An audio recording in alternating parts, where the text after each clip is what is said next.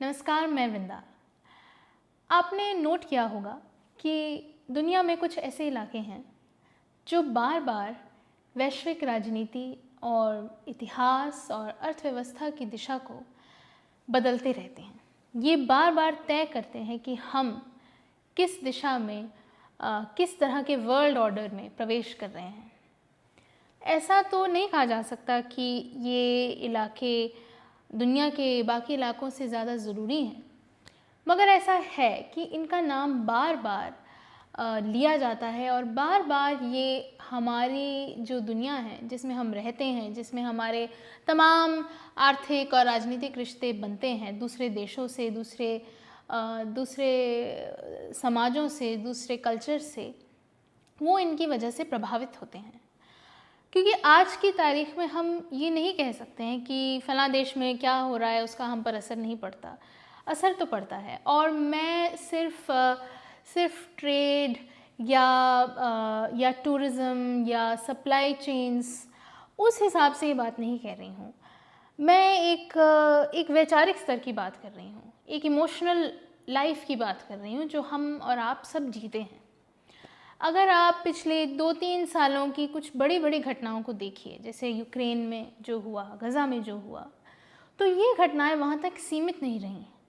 ये सिर्फ न्यूज़ तक भी सीमित नहीं रही हैं, हम तक एक निजी स्तर पर हम तक पहुँची। इसमें सोशल मीडिया का बहुत बड़ा रोल है और मीडिया की पहुँच का भी रोल है। मीडिया की आलोचना भी बहुत होती है कि वो इन घटनाओं को कैसे कवर करता है, ख़ास तौर पर पश्चिमी मीडिया। पर फिर भी हम तक बहुत सी जानकारियाँ पहुँचती हैं और हमें वो अलग अलग तरह से हमें मूव करती हैं। गज़ा में कौन सी त्रासदी नहीं हुई, कौन सा ऐसा अपराध था जो हमने नहीं देखा, जो नहीं हुआ, और गज़ा के लिए करोड़ों लोग सड़कों पर उतरे। ये अलग बात है कि राजनीतिक रूप से क्या हुआ वहाँ पर। आज भी इज़राइल का हमला जारी है, 1.5 साल से ज़्यादा वक्त बीत चुका है, मगर गज़ा ने दुनिया के लोगों की अंतरात्मा को बहुत बड़े पैमाने पर झकझोर दिया। बहुत से लोगों को एक हिम्मत दी प्रदर्शन करने की, बोलने की। लोगों ने अपनी नौकरियां छोड़ दी, अपने वीज़ा के नियमों के उल्लंघन में लोगों ने प्रदर्शन किया, अपनी निजी सुरक्षा के ख्याल को छोड़कर लोगों ने बयान दिए। यूनिवर्सिटीज़ अमेरिका में इस मुद्दे पर सरकार से भिड़ गई और लोगों ने बॉयकॉट्स किए। बड़ी बड़ी कंपनियों के काफ़ी बड़े बॉयकॉट्स हुए, इतने कि कुछ कंपनियों ने ये माना कि गज़ा के कारण, क्योंकि उनमें इज़राइल का पैसा लगा था इन कंपनीज़ में, तो उस वजह से इनका जो बॉयकॉट हुआ, जो लोगों ने मास लेवल पर बॉयकॉट किया, उनका बहिष्कार किया, तो उन कंपनीज़ को एक्चुअली घाटा हुआ। ये जो कैंपेन्स थे, अगर हम इन्हें कहें, ये किसी सरकार ने घोषणा नहीं की कि आप इस कंपनी का बहिष्कार कीजिए, ये लोगों ने खुद से किया। आपको एक उदाहरण और देती हूँ। एक चुनाव इस वक्त दुनिया में हो रहा है जो कोई बहुत बड़ा चुनाव तो नहीं है, लेकिन उसे लेकर हर जगह बहस चल रही है, और उस बहस का एक बहुत बड़ा सवाल है गज़ा का। मैं न्यूयॉर्क के मेयर के इलेक्शन की बात कर रही हूँ, और इस चुनाव में उम्मीदवार गज़ा को लेकर क्या सोचते हैं, वो नेतन्याहू के बारे में क्या सोचते हैं, ये बहुत बड़ा मुद्दा है। न्यूयॉर्क के लोग इस बारे में अपने उम्मीदवारों से जवाब चाहते हैं कि वो गज़ा के इस नरसंहार को किस नज़र से देखते हैं, वो नेतन्याहू के न्यूयॉर्क आने पर क्या करेंगे। इसे लेकर भी लोगों ने ये फैसला किया कि वो किस प्रत्याशी के साथ जाना चाहते हैं। ज़ोहरान ममदानी की बहुत बात हुई, और उसमें एक बड़ा कारण ये भी था कि उन्होंने अमेरिका की मौजूदा राजनीति, जो डेमोक्रेट्स और रिपब्लिकन्स दोनों में जो प्रचलित स्टैंड है इज़राइल को लेकर, उससे अलग खड़े होते हुए ये कहा कि गज़ा में जो हो रहा है वो नरसंहार है, और ये कहा कि अगर नेतन्याहू न्यूयॉर्क आए तो वो उन्हें गिरफ्तार करेंगे, जबकि अमेरिका उस कानून को नहीं मानता जिसके तहत नेतन्याहू की गिरफ्तारी का वारंट जारी हुआ है, जो इंटरनेशनल कोर्ट ऑफ जस्टिस है, उसने नेतन्याहू की गिरफ्तारी का वारंट जारी किया है और अमेरिका बाध्य नहीं है नेतन्याहू को गिरफ्तार करने के लिए, मगर ज़ोहरान ममदानी ने कहा कि मैं ऐसा करूँगा। और इस बात की चर्चा सिर्फ न्यूयॉर्क में नहीं हुई, ये भारत के मीडिया में भी हुई, हमारे सोशल मीडिया हैंडल्स पर हुई, हम तक भी, मुझ तक भी ज़ोहरान के कैंपेन के वीडियोस पहुँचे और उनके बयानों की जो बहस है उसे लेकर जो बहस थी वो हमने भी सुनी। तो हम ये नहीं कह सकते हैं कि एक छोटी सी जगह है गज़ा, जो दिल्ली से 3 गुना छोटी जगह है, उसका हम पर कोई प्रभाव नहीं है। उस जगह का न्यूयॉर्क में क्या प्रभाव हो रहा है वो हम तक पहुंच रहा है। तो जाहिर है कि हम एक ऐसी दुनिया में हैं इस वक्त जो बहुत ज़्यादा कनेक्टेड है। और इसीलिए जब अमेरिका को लेकर ये खबर आने लगी कि क्या अमेरिका इज़राइल और ईरान के टकराव में शामिल होने वाला है, क्या वो ईरान पर हमला करने वाला है, क्या वो इज़राइल के दबाव में झुककर ईरान के परमाणु संस्थानों पर हमला करेगा, ये जो खबर थी इसने पूरी दुनिया में तहलका मचा दिया और इतनी बहस होने लगी। आम लोगों ने अपने राष्ट्रपति के खिलाफ बोला, उस पार्टी के भी खिलाफ बोला जिसे उन्होंने खुद वोट दिया था। ट्रंप के बड़े बड़े समर्थक टकर कार्लसन और स्टीव बैनन जैसे लोगों ने अपनी घोषित राजनीतिक पसंद राष्ट्रपति ट्रंप के खिलाफ जाकर ये बात कही कि उन्हें हमला नहीं करना चाहिए, अमेरिका को फिर से एक युद्ध में नहीं पड़ना चाहिए। क्योंकि अमेरिका के इतिहास में, ख़ास तौर पर उसका जो आधुनिक इतिहास है, पिछले 20-25 सालों में अगर आप देखें तो अमेरिका ने इस इलाके में, मिडल ईस्ट के इलाके में 2 बड़े युद्ध लड़े, एक इराक वॉर और एक अफ़गानिस्तान वॉर। तो अमेरिका में ये इतिहास बहुत ताज़ा है, बहुत नया है और इसीलिए लोगों ने उस बहस को केवल राजनीतिक गलियारों तक सीमित नहीं रहने दिया। आम लोगों ने उस बहस को सोशल मीडिया पर और सड़कों पर सबके शामिल होने के लिए खोल दिया।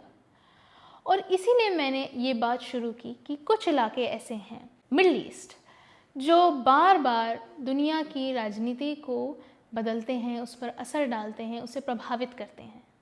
मगर हम जो भारत में बैठे हैं, हमारे लिए मिडल ईस्ट क्या है? अभी जब ये टकराव हुआ तो तभी पता चला कि मिडल ईस्ट की तो इतने सारे एक्सपर्ट हर जगह हैं। अगर हमें ये पहले ही पता होता तो शायद मुझे ये वीडियो नहीं बनाना पड़ता।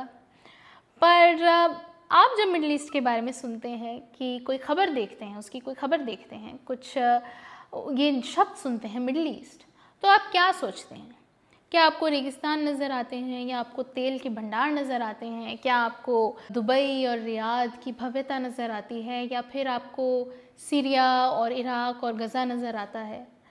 क्या आपके लिए मिडल ईस्ट के सभी देश सिर्फ अरब देश हैं, मुसलमान देश हैं, या आप इस बात को जानते हैं कि वहाँ पर बहुत बड़ी माइग्रेंट कम्युनिटी है, बहुत से दुनिया के अलग अलग देशों के लोग, ख़ास तौर पर भारत के बहुत सारे लोग वहाँ पर जाकर काम करते हैं, वहाँ पर बसे हुए हैं।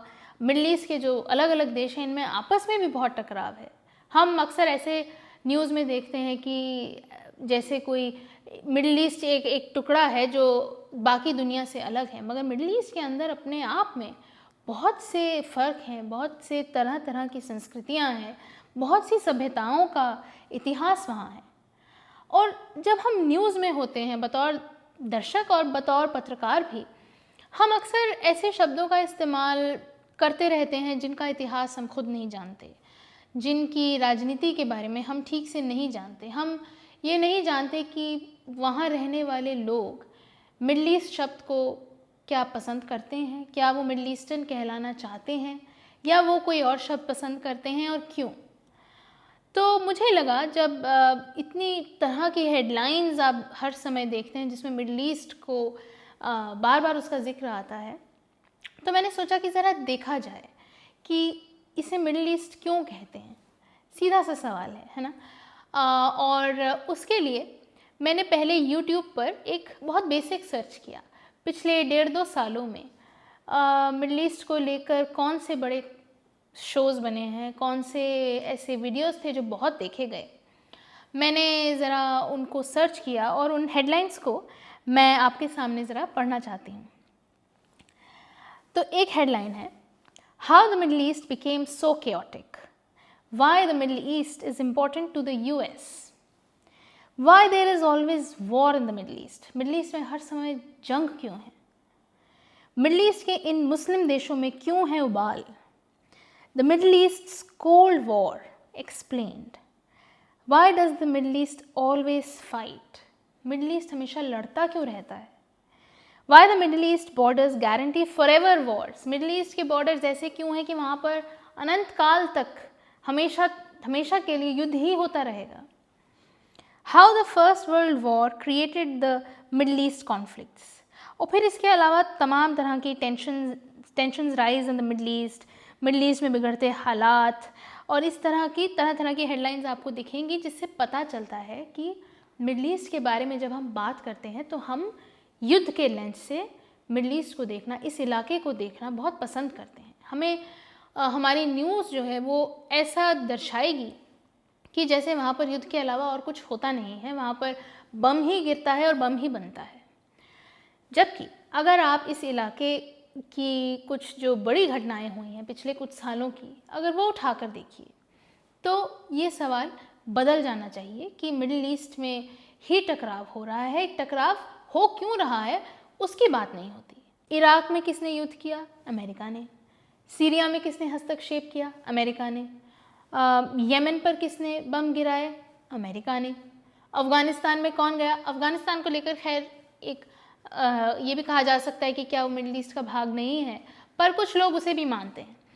तो for the sake of argument, America में अफ़गानिस्तान में किसने हमला किया? अमेरिका ने। गज़ा पर कौन हमला कर रहा है? इज़राइल। किसके बम से? अमेरिका के बम से। और मदद कौन पहुंचा रहा है? वो भी अमेरिका पहुंचा रहा है। तो एक तरफ मदद देता है और एक तरफ बम देता है। ईरान पर किसने हमला किया? इज़राइल ने। किसकी शहर पर और किसे बुलाकर फिर परमाणु ठिकानों पर हमला करवाया? अमेरिका को। तो हम बार बार देखेंगे कि इस इलाके की राजनीति में अमेरिका बहुत गहरा घुसा हुआ है, लेकिन हम अमेरिका की बात नहीं करते। हम ये नहीं कहते कि आपको कभी ऐसी हेडलाइन नहीं मिलेगी कि अमेरिका क्यों बार बार जाके युद्ध कर रहा है। अमेरिका ही वो देश है जो इन इलाकों में, मिडिल ईस्ट के इन देशों में युद्ध करवा रहा है, टकराव करवा रहा है। लेकिन उस इलाके की ऐसी छवि बना दी जाती है कि जैसे कि वो ही बार बार युद्ध में शामिल है, युद्ध कर रहे हैं, युद्ध करना चाहते हैं। इसका एक कारण ये भी है कि पश्चिमी मीडिया की जो पहुंच है वो दुनिया के बाकी मीडिया से कहीं ज़्यादा है। और पश्चिमी मीडिया को जो कंट्रोल करता है, जाहिर है वो ये भी कंट्रोल करता है कि मीडिया की बातचीत में, उसके नैरेटिव में अमेरिका की क्या पहचान होगी। जब 2003 में अमेरिका ने इराक पर हमला किया तो बार बार कहा गया कि सद्दाम हुसैन के पास वेपन्स ऑफ मास डिस्ट्रक्शन है। बाद में जब इतने देशों ने मिलकर इराक पर हमला किया, उसे बर्बाद कर दिया, बाद में जाकर इस बात को स्वीकारा गया कि हाँ, ऐसे कोई हथियार वहाँ नहीं थे। फिर भी युद्ध हुआ और जारी रहा। इस वक्त भी हमने देखा कि बहुत प्रतिष्ठित मीडिया संस्थान, न्यूयॉर्क टाइम्स और वॉल स्ट्रीट जर्नल जैसे न्यूज़पेपर्स में भी ऐसी हेडलाइंस और ऐसे लेख छपे जो अमेरिका को युद्ध में जाने के लिए उकसा रहे थे।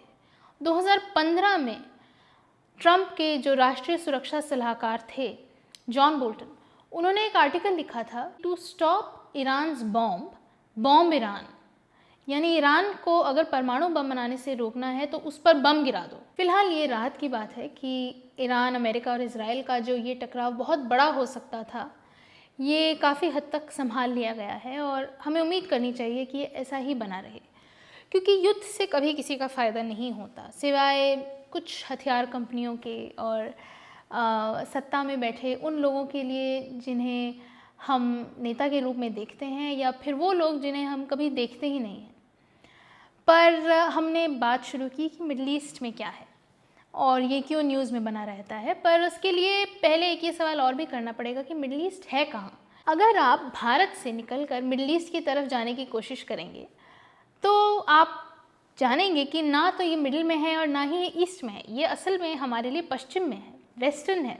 और अगर आप अमेरिका से निकलकर ईरान की तरफ आने लगेंगे तो आपके लिए वो ईस्ट तो पड़ेगा, लेकिन वो मिडिल में नहीं है।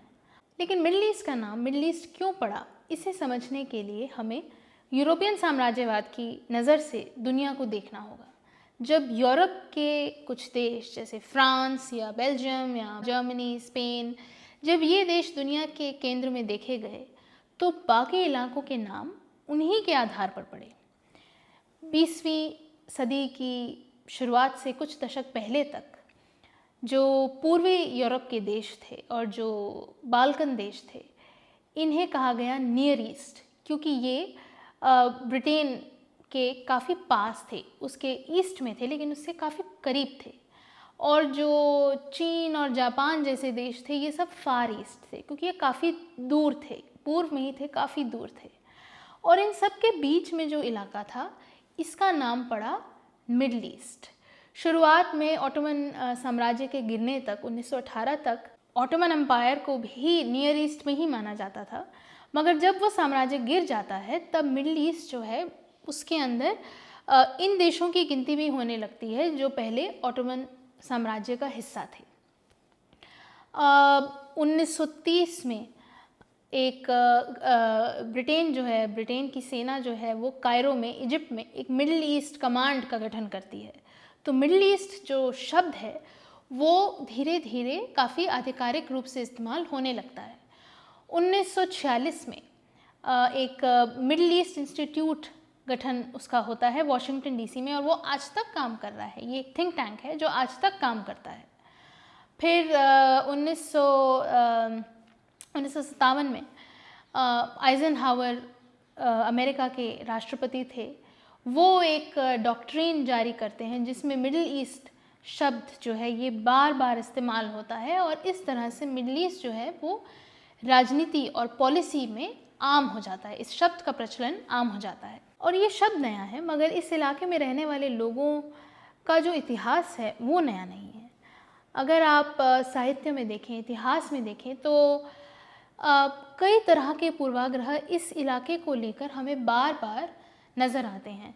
शेक्सपियर का एक प्ले है ओथेलो, उसमें जो मुख्य किरदार है जिसका नाम ओथेलो ही है, वो वेनिस में एक शायद एक सैन्य कमांडर है, और वो उसके कुछ तार साइप्रस से भी जुड़े हैं जो कि मिडल ईस्ट की गिनती में शामिल है ये देश। तो वो वहाँ से है, और वेनिस में जो भी उसके इर्द गिर्द जो भी लोग हैं वो उसे बड़ी संदेह की दृष्टि से देखते हैं, उन्हें उस पर विश्वास नहीं होता। वो ओथेलो एक वेनिस के एक व्यापारी की बेटी से भी शादी कर लेता है, तो लोग उस पर और भी ज़्यादा शक करते हैं और ज़्यादा उसे चिढ़ने लगते हैं, और उसकी त्वचा का रंग बाकियों से गहरा है। इस सब पर बार बार टिप्पणी होती है। तमाम तरह के षड्यंत्र ओथेलो के खिलाफ रचे जाते हैं। तो 17वीं शताब्दी के एक प्ले में जो स्टीरियोटाइप्स हैं, जो पूर्वाग्रह हैं, वो कई तरह से हम कह सकते हैं कि आज भी चले आ रहे हैं। और इस इलाके में जो इतिहास रहा है वो वैसा क्यों रहा, पश्चिम के देशों ने मिडल ईस्ट के इन देशों को किस नज़र से देखा, उनके साथ उनका कैसा रिश्ता रहा, उसे समझने के लिए एक थ्योरी है जिसका नाम है ओरिएंटलिज्म। इसे एडवर्ड साइड ने बहुत शानदार तरीके से इसके बारे में लिखा है। उनकी किताबें भी आप पढ़ सकते हैं, यूट्यूब पर उनके बहुत से इंटरव्यूज़ हैं जो आप आसानी से सुन सकते हैं, और बहुत सरल भाषा में वो इस बारे में बात करते हैं। तो जो मिडल ईस्ट का मौजूदा इतिहास है वो बहुत पुराना है, और दूसरे देशों का इस इलाके के साथ कैसा रिश्ता रहा है उसे समझने के लिए हम सिर्फ आज की राजनीति तक सीमित नहीं रह सकते। पर पहले साम्राज्य हुआ करते थे तो बात अलग तरह से की जाती थी, और अब देशों की बात होती है। अगर आप इन देशों को ज़रा देखेंगे कि ये कौन से देश हैं जो मिडल ईस्ट में आते हैं, तो पता चलेगा कि कोई पत्थर से लिखी हुई कोई लिस्ट नहीं है कि यही देश मिडल ईस्ट में है। ये काफ़ी फ्लूइड सी एक लिस्ट है। कुछ देश गिने जाते हैं कुछ गिनतियों में, कभी नहीं गिने जाते हैं। यही देश गल्फ़ कंट्रीज़ की लिस्ट में आते हैं, यही देश कभी ओपेक देशों में गिने जाते हैं, कभी ये OIC की सूची में शामिल होते हैं। तो ये देश कौन से हैं, इस पर थोड़ी सी नज़र डालनी चाहिए। अब जैसे इसमें कुछ बड़े बड़े समूह हैं। एक हैं अरेबियन पेनिनसुला में आने वाले देश। पेनिनसुला यानी ज़मीन का ऐसा टुकड़ा है जो 3 तरफ से पानी से घिरा हो, जैसे भारत भी है। तो जो अरेबियन पेनिनसुला है उसमें Saudi Arabia, Kuwait, Yemen, Oman, Bahrain, Qatar और यूनाइटेड अरब एमिरेट्स, इन जैसे देश, ये जो देश हैं ये शामिल हैं। और इनके अलावा ये सब मिडल ईस्ट में आते हैं। इनके अलावा लिवेंट जो इलाका है उसके देश हैं Syria, Lebanon, Israel, Jordan, West Bank, Gaza, इनको भी मिडल ईस्ट में गिना जाता है।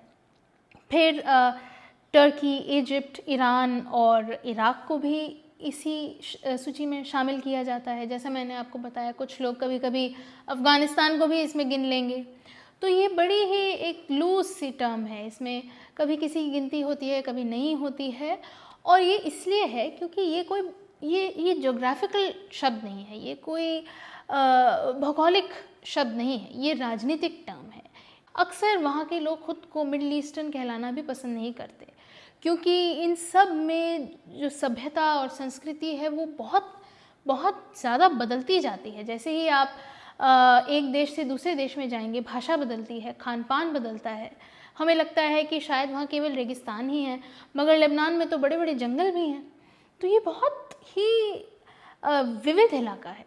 अरब समुदाय जो है इसका शुरुआती इतिहास अरेबियन पेनिनसुला में है, मगर ऐसा नहीं है कि इन इलाकों में आज की तारीख में केवल अरब लोग ही रहते हैं। यहाँ पर बहुत बड़ा प्रवासी समाज रहता है जो दुनिया के तमाम देशों से आया है। दुबई जैसा जो शहर है वो बहुत कॉस्मोपॉलिटन है, दुनिया के बड़े बड़े देशों में उसकी बड़े बड़े शहरों में उसकी गिनती होती है। न्यूयॉर्क और सिंगापुर और लंदन जैसे देशों के साथ में दुबई को गिना जाता है। तो जो आधुनिक समझ है वो पुराने इतिहास से बड़ी अलग है। जो उसकी वास्तविकता है वो वैसी नहीं है जैसी हम पूरे मिडिल ईस्ट के बारे में सोचते हैं। वो बहुत बदलाव की जगह है। मैंने लेवेंट का नाम लिया, ये इलाका क्या है, इसकी भी असल में कोई साफ परिभाषा नहीं है। ये इलाका मिडिल ईस्ट में गिना जाता है, मगर इसकी अपनी एक बड़ी ही अलग छवि है, इसका अपना बहुत लंबा, बहुत पुराना इतिहास है। लेबनान इस इलाके में आता है और जॉर्डन, पैलेस्टाइन, इज़राइल इस इलाके में आते हैं। अगर हम नस्ल के हिसाब से बात करें तो अरेबियन और पर्शियन और कुर्दी और तुर्की, सभी तरह के लोग इस इलाके में रहते हैं। हम सिर्फ मिडिल ईस्ट कह देते हैं, लेकिन यहाँ पर आप अगर ज़मीन पर जाएं तो कितनी विविधता है। फिर इन्हें एक और टर्म से बुलाया जाता है, एक और शब्द इस्तेमाल होता है, खाड़ी के देश, गल्फ़ कंट्रीज़। वो इसलिए है क्योंकि जो पर्शियन गल्फ़ है उसके इर्द गिर्द जो देश बसे हैं उन्हें कहा जाता है गल्फ़ कंट्रीज़। इस गिनती में 7 देश शामिल हैं, जैसे Bahrain, Kuwait, Iraq, Oman, Qatar, Saudi Arabia और यूएई। अब इनमें से 6 देश अलग से मिलकर गल्फ़ कोऑपरेशन काउंसिल भी बनाते हैं, जिसमें इराक़ शामिल नहीं है। और यहाँ पर तेल इतना ज़्यादा मिलता है इन देशों में, जो दुनिया के सबसे ज़्यादा बड़े जो तेल के उत्पादक देश हैं उनमें से अधिकतर आपको यहीं पर मिलेंगे। तो इसलिए यहाँ पर ओपेक भी है। क्योंकि इन देशों में मुस्लिम आबादी काफ़ी ज़्यादा है, इस वजह से भी और इसलिए भी क्योंकि कई देशों की धार्मिक पहचान मुस्लिम देश की है, इस वजह से बहुत से देश OIC के भी सदस्य हैं, ऑर्गेनाइजेशन ऑफ इस्लामिक कंट्रीज़ के। तो हम बार बार मिडिल ईस्ट को एक ही ढांचे में फ़िट करना चाहते हैं, एक ही नज़र से उसे देखना चाहते हैं कि यहाँ पर युद्ध होता है, टकराव होता है, यहाँ आतंकवाद है। लेकिन ज़मीन पर बहुत सी विविधताएं हैं जो इन देशों में और इन देशों में रहने वाले लोगों को अलग बनाती है। अगर हम मिडिल ईस्ट के अलावा कोई और शब्द का इस्तेमाल करना चाहें तो शायद वेस्ट एशिया का इस्तेमाल कर सकते हैं, क्योंकि अगर आप एशिया का नक्शा देखें तो एशिया में वेस्ट की तरफ यानी पश्चिम की तरफ ये देश दिखाई देते हैं। और इसे लेकर काफ़ी लंबा इतिहास भी है और विवाद भी है कि उत्तर की दिशा नक्शे में ऊपर क्यों है। ये असल में हमेशा से ऐसा नहीं था। रोमन साम्राज्य में, उस समय में रोमन काल में जो नक्शे बना करते थे उनमें ईस्ट, सूरज के उदय की जो दिशा थी, पूर्व जो है वो नक्शे में ऊपर हुआ करता था। मगर 15वीं 16वीं शताब्दी आते आते उत्तर की दिशा जो है वो ऊपर होने लगी। तो नक्शे की जो राजनीति है और इसके कारण जो नाम पड़ते हैं वो बहुत उलझी हुई है। हमें बस एक शब्द मिल जाता है मिडल ईस्ट और हम बस उसी का इस्तेमाल करते रहते हैं। अब ये इलाका जो है ये तेल भी यहाँ पर बहुत ज़्यादा है, बहुत संपन्न इलाका है अगर आप देखें, मगर इसी इलाके में दुनिया के बहुत बुरे युद्ध भी लड़े गए। बार बार यहाँ के लोगों ने राजनीतिक अस्थिरता का सामना किया, सरकारें गिराई गईं, नई सरकारें खड़ी हुईं। इसे समझने के लिए एक और एक लेंस का इस्तेमाल हो सकता है जिसे कहते हैं पैराडॉक्स ऑफ प्लेंटी, यानी ऐसे इलाके जहाँ पर सब कुछ है, जहाँ पर तमाम तरह की संपन्नता है, कुदरती रूप से जो बहुत समृद्ध इलाके हैं, वहाँ पर कई बार राजनीतिक अस्थिरता और युद्ध और टकराव इतना ज़्यादा होता है कि वहाँ रहने वाले लोगों को उस संपन्नता का लाभ नहीं मिल पाता। भारत में भी झारखंड या छत्तीसगढ़ जैसे इलाकों के बारे में इस टर्म का इस्तेमाल होता है कि यहाँ plenty of paradox of plenty है, यानी सब कुछ होते हुए भी यहाँ पर संपन्नता नहीं है। इस टकराव में बार बार ईरान के परमाणु हथियारों की बात हुई, मगर ईरान के तेल की बात नहीं हुई। ईरान दुनिया का चौथा सबसे संपन्न देश है तेल के मामले में। तो क्या बात हो रही है और क्या नहीं हो रही है, इस पर भी नज़र रखनी चाहिए। ईरान में सत्ता पलटने की बात की गई, ये मांग की गई कि खामेनेई की हत्या कर दी जाए, मगर ईरान में जो तेल के भंडार हैं उसे लेकर बहुत कम बात हुई। तो अगली बार जब आप मिडल ईस्ट की कोई बात सुने तो इस समृद्ध इतिहास को, इस उलझी हुई राजनीति को भी याद करने की कोशिश कीजिए। ये कहीं ना कहीं मीडिया का भी एक फेलियर है कि हम इतने संपन्न इलाके और इतने समृद्ध समाज के इस इतिहास को सिर्फ मिडल ईस्ट कहकर छोड़ देते हैं। हम उसे सिर्फ युद्ध के ढांचे में, उसी एक सांचे में समेट कर रखना चाहते हैं, जबकि उसे तोड़ने की बहुत ज़रूरत है। हम जिस दुनिया में रहते हैं वहाँ एक दूसरे को समझने की ज़रूरत शायद पहले से कहीं ज़्यादा है, और ये समझ बनाने के लिए और इन पुराने ढांचों को और इन सांचों को तोड़ने के लिए बहुत मेहनत करनी पड़ती है। और वो मेहनत केवल पत्रकार की नहीं है मगर आपकी भी है। तो आप जाइए, मिडल ईस्ट पर किताबें पढ़िए, इतने लेख हैं, इतने आर्टिकल्स हैं, रिपोर्ट्स हैं, उन्हें पढ़िए, शानदार फिल्में हैं वो देखिए, और उम्मीद है कि अगली बार जब आप मिडल ईस्ट के बारे में बात करेंगे तब आप उसे सिर्फ रेगिस्तान या अरबों के देश या पैसे और युद्ध के नज़रिए से नहीं देखेंगे, पर उसकी तमाम विविधताओं और उसकी खूबसूरतियों के साथ भी देख पाएंगे। नमस्कार, मैं वृंदा।